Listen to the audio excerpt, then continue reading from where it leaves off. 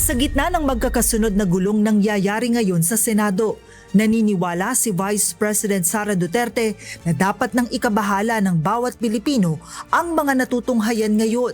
Kung tayo ay naniniwala sa demokrasya, anuman anya ang paniniwala o kulay sa politika.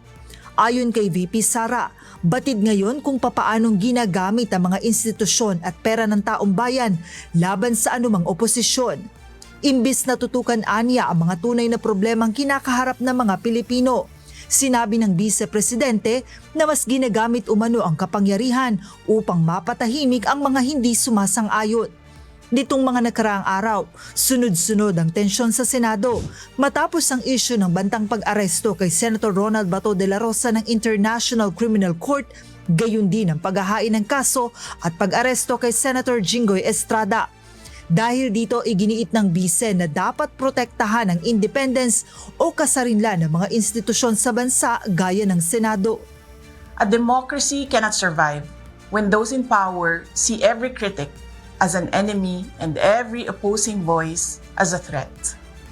I have always believed that the independence of our institutions must be protected.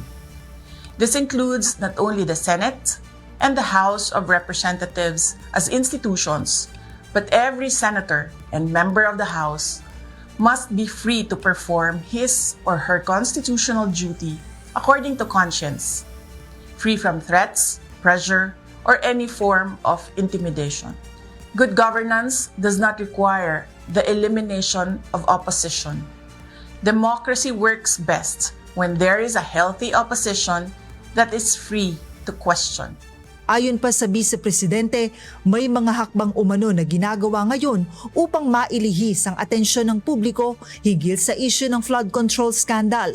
Gayon din ang pagsusulong ng impeachment laban sa kanya na ayon sa Vice Presidente ay mayroong bahid politika. Gayon din ang ani patuloy na pagsusulong ng extension sa kapangyarihan sa pamamagitan ng charter change. The Filipino people deserve a government focused on solving problems, not silencing critics, on strengthening institutions, not bending them to political ends, and on serving the nation, not perpetuating power. Democracy is not weakened by dissent. Democracy is weakened when those in power become afraid of it.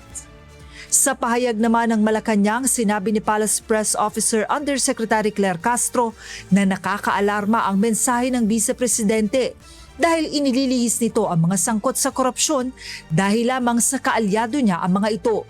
Giit ng palasyo, ang mga kinasuhan ay sangkot umano sa korupsyon at dumaan ito sa pag-iimbestiga at pagrespeto sa due process. Nilinaw ni Yusek Castro na hindi ito political persecution, kaya't payo niya sa publiko na maging mapanuri at huwag basta magpapaloko. Joanano humahataw sa balita ngayon.